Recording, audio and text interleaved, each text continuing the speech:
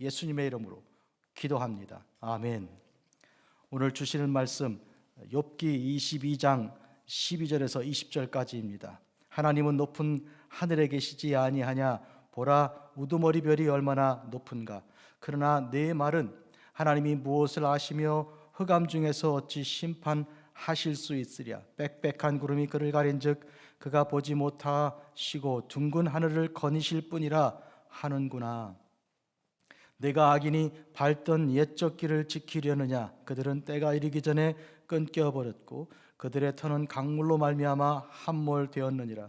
그들이 하나님께 말하기를 우리를 떠나소서 하며 또 말하기를 전능자가 우리를 위하여 무엇을 하실 수 있으랴 하였으나 하나님이 좋은 것으로 그들의 집에 채우셨느니라. 악인의 계획은 나에게서 머니라. 의인은 보고 기뻐하고 죄 없는 자는 그거를 비웃기를 우리 원수가 망하였고 그들의 남은 것을 불이 삼켰느니라 하리라. 아멘.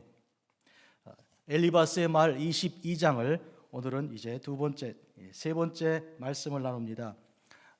여러분, 엘리바스는 세 친구 중에 첫 번째 친구로서 4장에서 이제 말을 시작하여 이제 첫 번째 사이클에서 그리고 두 번째 사이클에도 앞장섰고 이제 세 번째 사이클도 지금 먼저 포문을 열고 욥을 이제 공격하는 비판의 말을 던지고 있습니다. 사이클은 각각 엘리바스, 욥이 엘리바스에게, 그리고 빌닷이 욥에게, 그리고 욥이 빌닷에게, 소발이 욥에게, 그리고 욥이 소발에게, 이와 같은 세 친구들이 욥에 대한 공격에 대하여 욥이 방어하는 그런 발언을 하는 이런 패턴으로 사이클이 하나씩 둘씩 세 친구들을 다 돌아가서 세 번째 사이클까지 지금 왔습니다. 특히 이 세 번째 사이클의 중심 내용은 예배입니다. 예배를 하나님께서 온전히 받으시면 우리가 다 의인이 되는 것이죠. 우리 죄가 하나님의 어린 양 피로써 씻음 받아 우리가 의롭게 되는 것인데 그것을 부정하고 예배를 이제 깨닫지 못하고 예배의 그 뜻을 알지 못하고 예배를 받으시는 하나님을 알지 못하고 예배를 통해 거룩하게 된 인간을 알지 못하는 하나님과 인간에 대한 무지를 드러내는 것이 이 세 친구들, 특히 엘리바스하고 빌닷입니다. 세 번째 친구는 기권하고 나타나지 않는 것이 세 번째 사이클인데요. 오늘 본문을 보면 하나님은 높은 데 계시지 않느냐, 높으신 하나님이신데 어찌 낮고 낮은 아무것도 아닌 인생의 가장 낮고 천의 먼지 같은 인생인 너를 하나님께서 눈여겨보시겠느냐. 내가 아무리 의롭다고 해도 하나님은 상관하지 않으시고 내가 아무리 악하다고 해도 하나님은 아무런 피해를 보시거나 상처를 받지 않으신다. 도대체 너는 하나님 앞에 무엇이냐, 그런 뜻으로 말하고 있습니다. 하나님은 높은 데 계신 건 사실이고요, 우리는 땅에 있는 미천한 존재인 것도 사실입니다. 한데 그러나 그 사실을 뒤엎으시고 높으신 하나님이 이 땅에 오신 것과 인간을 불쌍히 여기시고 긍휼히 여기사 예수님께서 하나님의 아들이 눈물을 흘리신 것을, 그 긍휼히 여기심을 이 친구는 알지 못하는 것이죠. 그리고 이렇게 낮고 천한 인생을 거룩하게 하시면 하나님의 자녀가 되는 영광에 참여하게 되는 것도 알지 못하는 것이죠. 그것이 엘리바스의 한계입니다. 한마디로 예배의 아름다움을, 예배를 통해 예배를 받으시고 당신의 영광을 드러내신 하나님을 모르는 것이고, 인간의 그 낮고 천한 인간들이 그 희생 제물의 죄로 씻음 받으면 의롭게 되는 것도 모르는 것이고, 하나님의 자녀로서 하나님의 영광에 참여하는 예배의 기쁨과 즐거움도 전혀 알지 못하는 자, 그의 평가이고 판단이고 비판입니다. 세 번째 사이클은 특히 그런 점에서 예배에 집중해 있는 그런 모습을 볼 수 있습니다. 하나님은 높은 데 계시지 않은가? 우두머리 별이 얼마나 높은가? 북두칠성 같은, 북극성 같은 별이 얼마나 높이 있는 것인가? 그러니 그 높은 데 계신 하나님과 너는 얼마나 거리가 있는가? 이것을 지금 엘리바스는 말합니다. 굉장히 과학적인 천문학적인 지식까지도 가진 이런 엘리바스이지만 그러나 하나님에 대한 지식이 없는 것이죠. 그러나 내 말은 하고 이 욥의 말을 인용하면서 이제 13, 14절에 욥을 비판하는데 하나님이 무엇을 하시며 흑암 중에 어찌 심판하실 수 있을 것이냐 빽빽한 구름이 그를 가린지 그가 보지 못하시고 둥근 하늘을 거니실 뿐이라 하는구나. 이것 또한 그대로 직접 욥을 인용한 것이 아니고 오해하고 욥이 하나님께 대한 그런 일종의 탄식의 그 기도를 이와 같은 불평으로 바꾸어서 이해한 것이죠. 한마디로 하나님에 대한 따뜻한 이 사랑과 하나님의 은총을 입은 자로서의 그 어떤 영적인 당당함 같은 것이 다 빠지고 껍데기만 남은 말을 가지고 지금 인용하면서 욥을 비판하고 있습니다.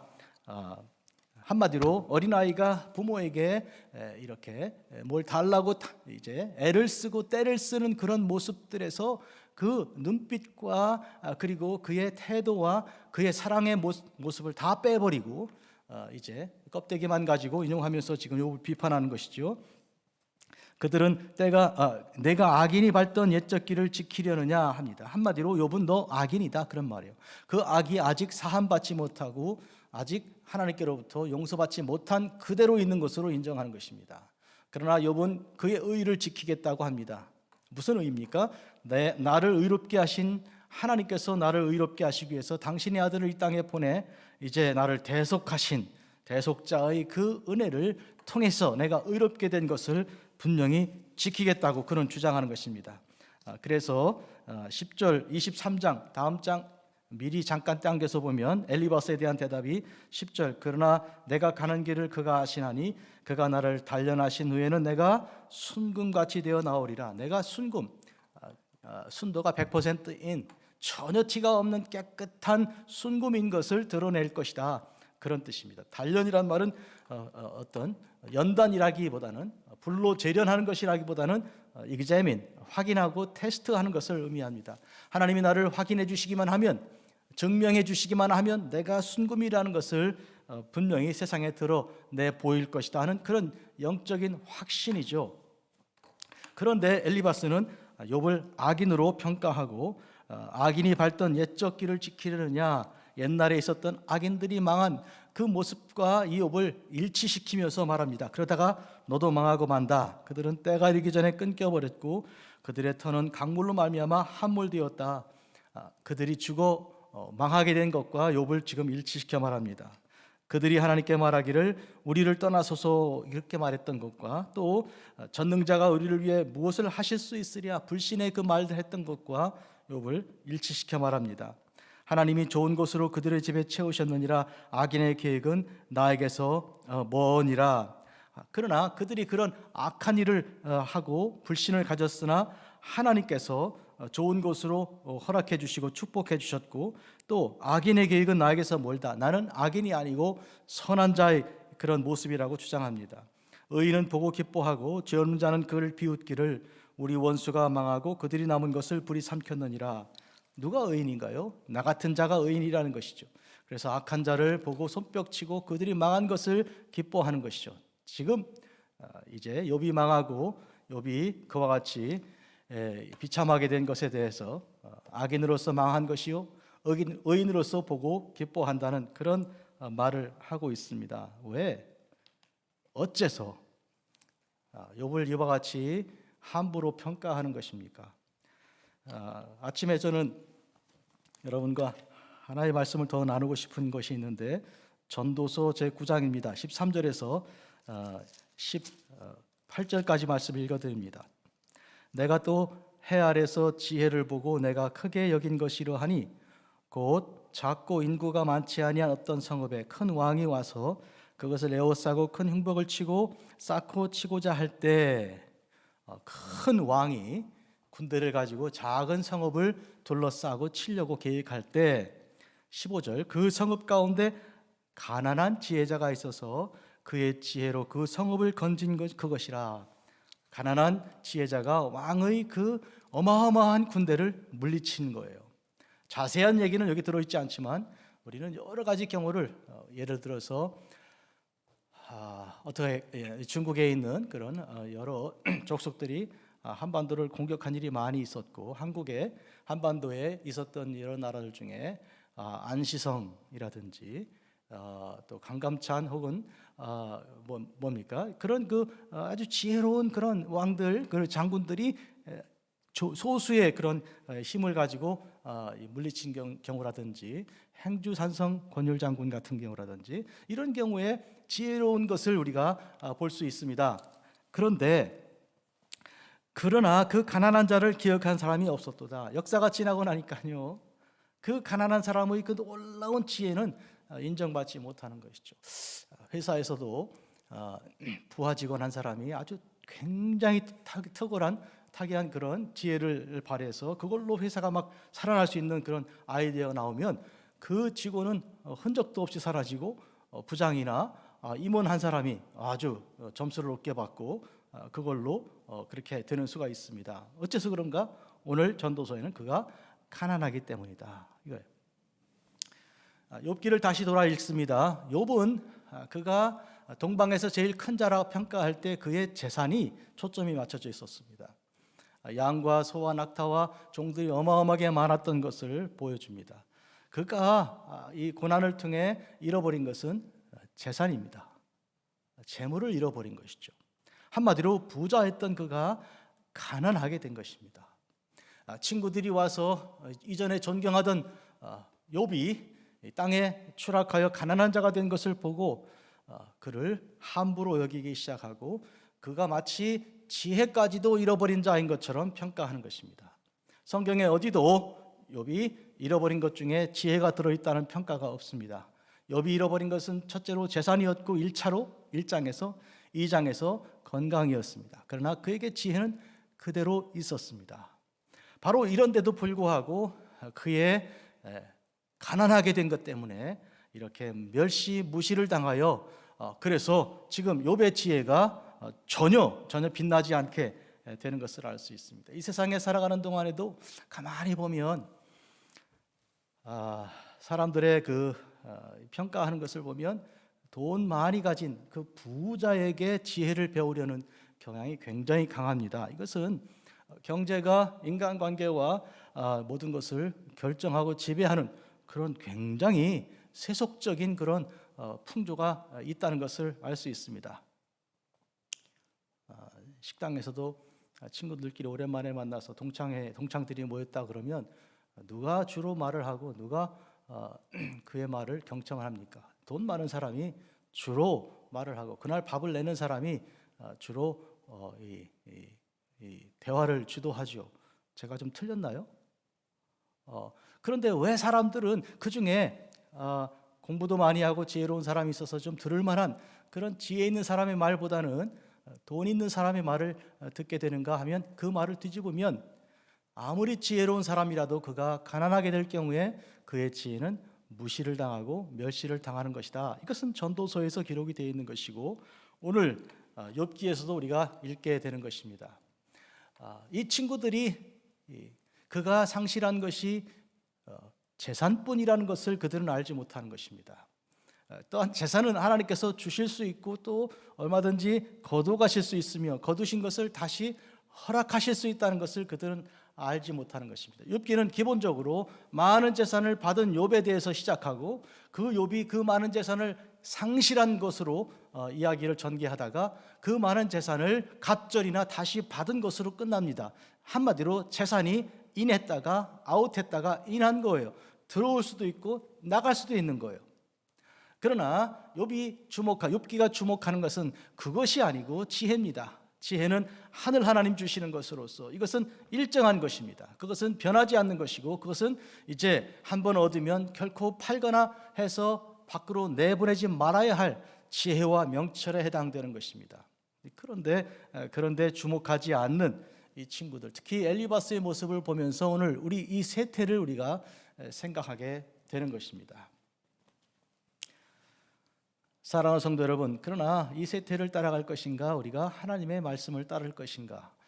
이 로마서 12장에서 너희는 이 세대를 본받지 말고 오직 마음을 새롭게 함으로 변화를 받아 이렇게 말씀하시므로 세태가 그러하다고 그 풍조를 따를 것이 아니고 하나님 말씀을 따르라고 명령하신 것을 우리가 알 수 있습니다. 그러므로 우리는 귀를 기울여서 하나님께서 허락하신 말씀을 듣는데요, 하나님 말씀은 우렁차고 큰 목소리를 가진 부자의 그런 생각에서 이제 나는 것도 아니고, 수없이 많은 사람들이 모인 그 집회에서 나는 것도 아니고, 마치 엘리야가 고단한 가운데 40일 길을 걷고 또 걸어서 하나님의 산 호렙에 이르렀을 때, 지진과 불과 큰 바람이 지나갔을 때도 하나님은 거기서 말씀하지 않으시고 세미한 음성으로 말씀하셨던 그때 하나님의 음성을 들은 것을 우리가 기억해야 할 것입니다.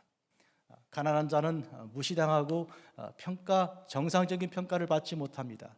그가 잃어버린 것은 재산뿐이지만 사람들은 그에게서 인격도, 자존감도, 그의 영성도, 그의 지혜도 다 빼앗아가 버리고 마는 것입니다.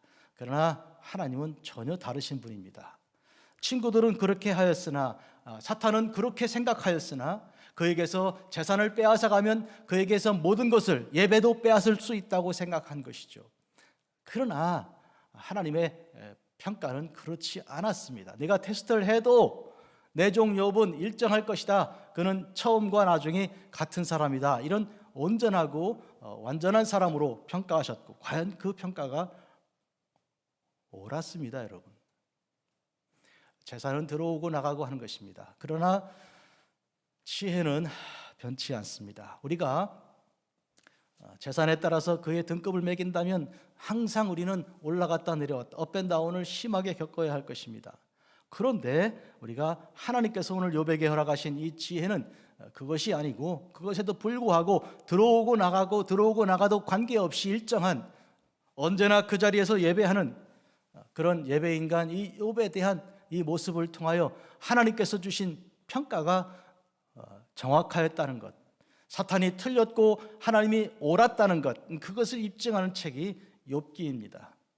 그러므로 우리는 욥에게서 그가 부자였으나 가난하게 되었어, 그렇지만 그 가난한 가운데서도 잃지 않는 그 온전함, 내가 죽을 때까지 나의 온전함을 버리지 않을 것이라고 주장하고, 하나님 앞에 서는 그 욥의 그 온전한 그러한 인테그리티, 그 온전함이, 이것이 오늘 우리가 깊이 묵상해야 할 것임을 알아야 하겠습니다. 우리의 경제적인 여건에 따라서 사람들은 평가하는 것이, 큰 집과 큰 자동차와 그 밖에 여러 가지 경제적인 그런 부에 따라서 평가를 받는 것이 세상의 일이기 합니다. 그러나 그 평가를 받기 위해서 우리가 경제적으로 부를 추구하고 그렇게 달려갈 이유가 전혀 없습니다. 그거 왜 그런가 하면, 끝날까지 변치 않는 것은 진리 말씀입니다. 하나님 말씀이죠.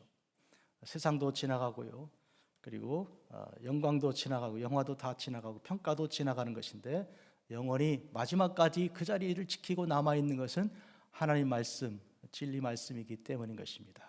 기도하겠습니다. 거룩하신 주 아버지 하나님, 사람들이 돈을 보고 그의 인격을 같이 생각하는 이런 아주 어리석은 그런 지혜가 부족한 가운데 살아가고 있는데, 하나님, 오늘 저희들이 이 욥기를 통해서 하나님께서 주신 그런 변치 않는 참된 지혜를 다시 묵상합니다. 욥의 생각에 그는 재산을 잃어버리고 또 건강까지 상실한 가운데 친구들이 돌변하여 그를 비판하는 그것에 함몰되고 동의가 되고, 맞다, 저들이 맞다, 내가 틀렸다, 이렇게 자기 자신을 부정하고 부인하고 자기 신앙을 버릴 만한 경지에 이르렀을지라도 하나님은 그를 버리지 않고, 하나님께서는 침 삼킬 동안도 그를 놓아두지 않으시고 지켜주셨습니다. 그리하여서 세상의 평가에 휘몰리지 아니하고 휩쓸리지 아니하고 하나님을 바라보고 하나님을 향하여 엎드려 예배하는 하나님의 종 욥을 오늘 우리가 기억하고, 우리가 갈 길, 우리가 살아가는 삶의 방식이 어떠한 것인지 주께서 가르쳐 주셨음을 진심으로 감사합니다. 하나님, 오늘 저희들이 병이 들어 나이가 들고 육신이 약하고 또 가진 돈도 별로 없고 겨우겨우 살아가는 가운데 있을지라도 우리가 스스로 누추해지지 않게 하시고 자존감을 상실한 가운데 두려움에 그리고 또 의심에 사로잡히지 않게 하여 주시고, 대신 일정하신 우리 하나님께서 허락하신 그 은혜를 바라보며 어제나 오늘이나 영원토록 동일하신 대속자 우리 주 예수님을 바라보는 하나님의 거룩한 예배자들, 지혜자들이 되게 하여 주시기를 구합니다. 예수님의 이름으로 기도합니다.